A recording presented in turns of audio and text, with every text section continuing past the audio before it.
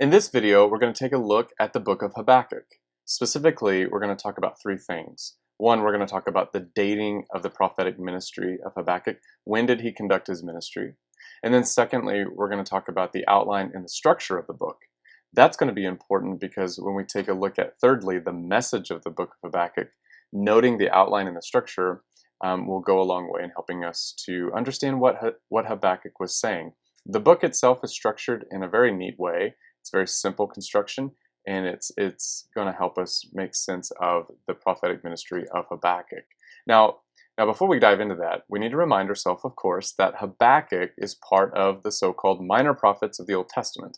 And during the Second Temple period, during the time of Jesus and before then, Habakkuk and the minor prophets would have been considered one collection, that is, just one simple book, you might say. And they were known as the 12.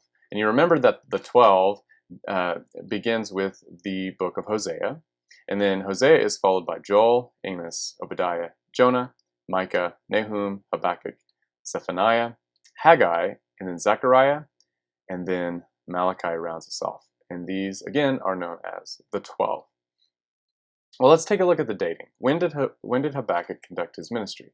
Now, you may recall that in many prophetic books of the Old Testament, in the superscription, or in the heading, in other words, you will sometimes see a list of the names of kings. Now, those were put in there to date the prophet's ministries. Well, when we take a look at the superscription of Habakkuk, we notice that no such names or no kings or their reigns are given. All we read in verse 1 is, quote, "the oracle that Habakkuk the prophet saw." Well, this doesn't give us a whole lot of information. No kings are mentioned, and therefore it's difficult to date. Well, what this means is that scholars are going to have to look at what they call the, quote, internal evidence.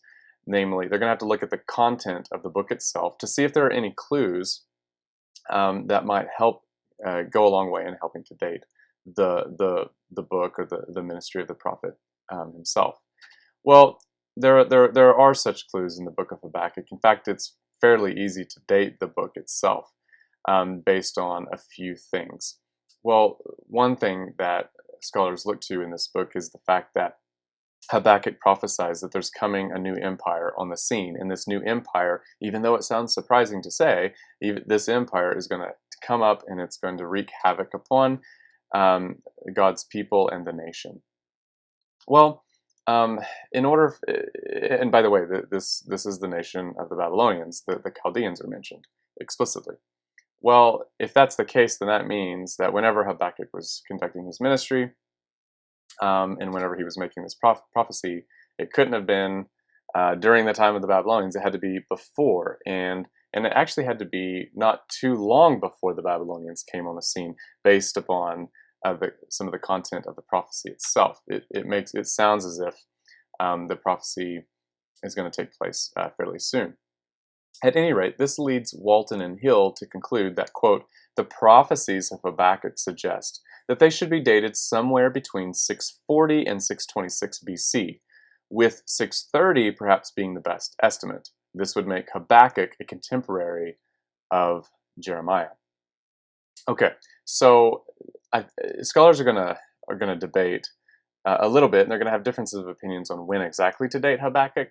But I think this is a good date to pick from, and I think Walton and Hill's reasoning is helpful here. So we're going to go with this. 630 BC is when Habakkuk was conducting his ministry, and broadly speaking, between 640 and 626. Okay, well, we're going to put that aside, and we're going to look at the outline and the structure of the book itself.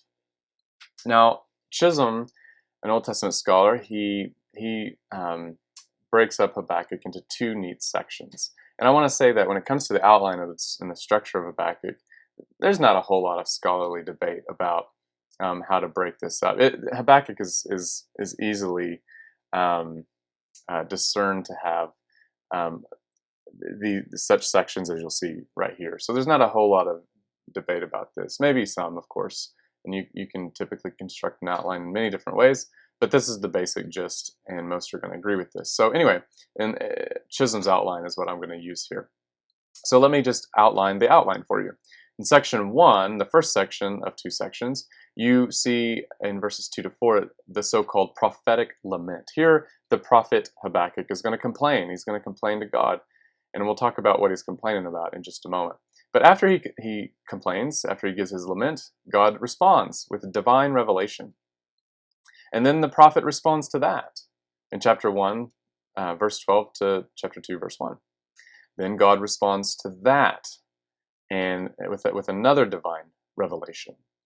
Section 2 is Habakkuk's prayer, which is just simply chapter 3 of the book of Habakkuk. So here are the two sections outlined by Chisholm, and these are the sections that we'll use and that I'll use in this video to help explain the message of the book itself. All right, the message. Well, as we said in section 1, in the first part of that section, the prophet speaks, and he's going to offer a complaint. And it's a complaint about his own people. It's a complaint about the kingdom of Judah. Now, you have to understand Habakkuk lived and conducted his prophecies during the time of Josiah, essentially. And of course, Josiah had an evil father, Manasseh, though Manasseh actually ends up repenting toward the end. But nonetheless, Manasseh did a lot of damage, and he led the people astray. And they, when you develop bad habits, they don't die easily. And so Habakkuk's living in a time when the nation is just completely crazy, right? Everything's in turmoil. Religious devotion to God is nothing, right? It's just people are doing their own thing. Well, so the prophet is lamenting all of this, and in this section here, I've pulled verse 4 because it really captures the center of his lament. And he says this, quote, "So the law is paralyzed and just never goes forth, for the wicked surround the righteous, so justice goes forth perverted." Well, essentially here is he's saying the law is ineffective. The law is not being used effectively. It's not even being applied to our daily national life. And so that's something to lament about. And so he brings his lament to God. Well, God responds. And then God's response is essentially that, look, I'm going to bring justice. I'm going to bring punishment and correction upon my people. And he says in verses 5 to 6, he says, quote, "Look among the nations and see. Wonder and be astounded, for I'm doing a work in your days that you would not believe if told. For behold, I am raising up the Chaldeans." So what God is essentially saying here is that he's going to use this new group of people, this new nation that's not quite on the scene yet, but they're coming on the scene. And it's the Chaldeans, or in other words, the Babylonians. And they're going to wreak havoc, right? They're going to be an instrument of God's correction upon his people. Now, let me say something about this. This is an instance of judgment, divine judgment. And I believe in divine judgment. Divine judgment is all throughout the Bible, not just in the Old Testament, but also in the New Testament. I've done a video on the wrath of God as it relates to the love of God, because sometimes when we talk about God's judgment or God's wrath, we sometimes might lose the perspective of that God is still love, right? That God is a caring and compassionate God. So if that's the case, why is he allowing this to happen? And moreover, how is he making this happen? Is he seeing Babylon as like a puppet that he's being instrumental with, and he's using and making them choose to do certain bad things and so forth? I don't think that's the case at all. I think rather, and you'll need to go back and watch these videos that I've done if you're interested in the subject. But I think what's happening is that God is being God. He's super smart. He's all-knowing, right? He knows what the Babylonians really want. They want total domination, right? And so the only reason they're not dominating yet is because God has a restraining power on them, just like he does on everybody. He holds them back. And if his own people in the nation of Judah say to God, "We don't want you," which clearly during this time they have been saying to God, then what God will say is, "Okay, I don't want you to want that, but if you insist on that, I'm going to back away, and I'm going to give you what you want." Folks, one of the most dangerous things God could ever say to us, the most scariest things I should say, is him to say, "Well, I'm going to give you what you want." Because often what we want is not good for ourselves. Well, Judah did not want God. Habakkuk's people did not want God. And so God says, "Okay, fine. If you don't want me, that must mean that you do not want my protection. Because I am the one who holds back evil. I am the one who holds back the chaos. But since you have said to me that you do not want me, that must mean you want chaos." I believe that God has given his people significant free will, and for a number of reasons I believe that. And so when the prophet here speaks of God raising up the Chaldeans, it doesn't mean that he's causing them to choose certain evil actions. That's nonsense for a God who is holy, right? God doesn't want evil to happen, okay? But rather what it means is that he is honoring the free choice of his people and withdrawing his protective grace and simply allowing the Babylonians to do what they want, and sadly allowing the nation of Judah to do what they want. And so this is the substance of God's response. Well, Habakkuk responds back in verses 12 all the way to chapter 2, verse 1. It says, quote, "Are you not from everlasting, O Lord, my God, my Holy One? We shall not die. O Lord, you have ordained them as a judgment, and you, O Rock, have established them for reproof.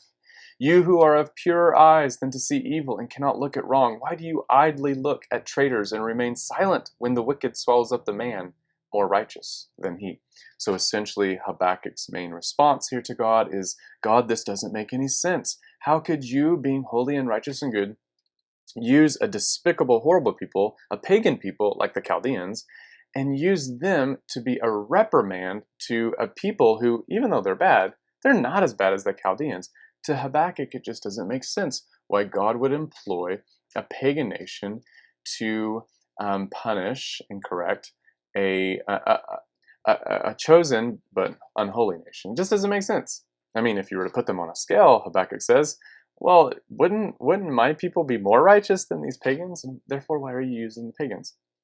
Well, what Habakkuk does here is commendable. He's having doubts, he's having questions, and unlike most people, he doesn't run from God, he runs to God with his questions. This is an important thing for us to remember, that I think what Habakkuk can teach us here, incidentally to the main message, that is, I think what Habakkuk can teach you and what he can teach me is very simple. It is this: run to God with your questions. Don't run from God with your questions. I mean, he's the only one who has the answers. And secondly, and this is beautiful, God is willing to take up our questions and give us answers. It may not be the answers we want. It may not even be the answers we can understand. But I do think God, when we seek him, we'll find him. Some of his answers may just be rest in me. I'm not going to give you the answer to your question, but I am going to give you something better. I'm going to give you myself.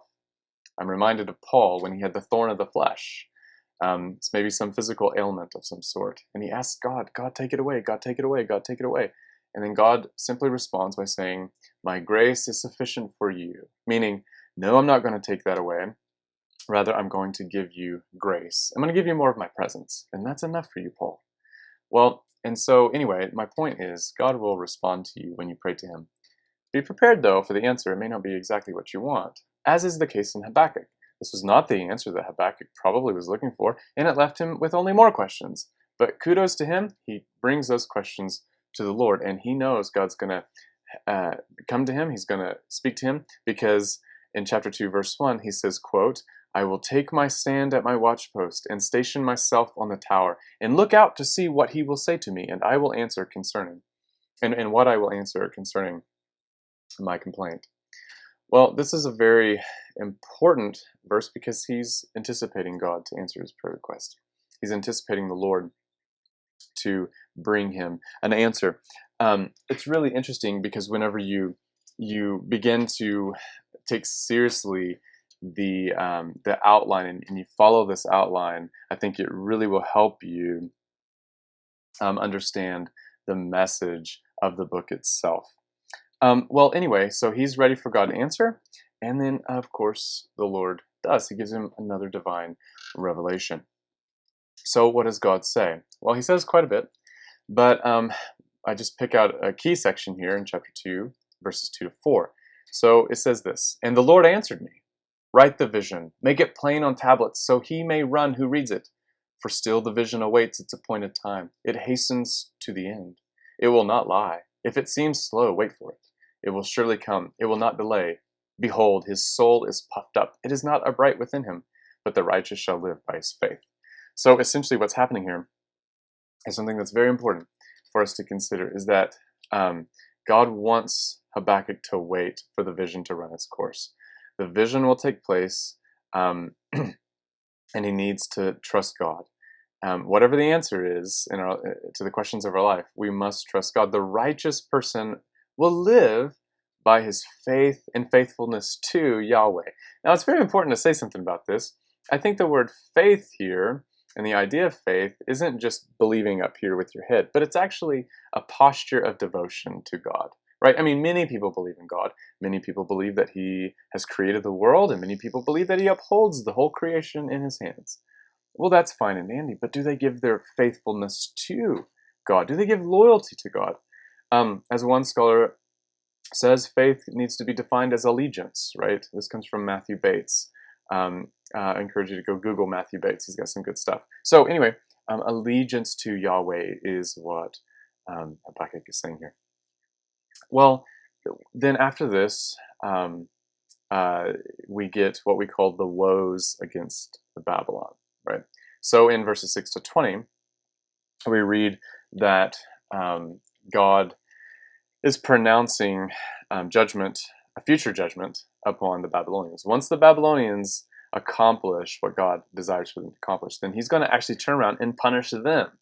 Now, again, this is why I think it's very important to understand how God relates to the nations. He doesn't meticulously make them choose certain things, because then that would make sense as to why God would punish Babylon. I mean, if God's bringing Babylon on the scene and causing them to do this, and they have no free will, then it makes no sense as to after they did what God made them do, God would actually end up punishing them. It would make no sense. And in chapter 2 here, verses 6 to 20, that's exactly what we see. God's going to bring judgment upon the Babylonians. Why? Because they freely chose to do what they wanted to do.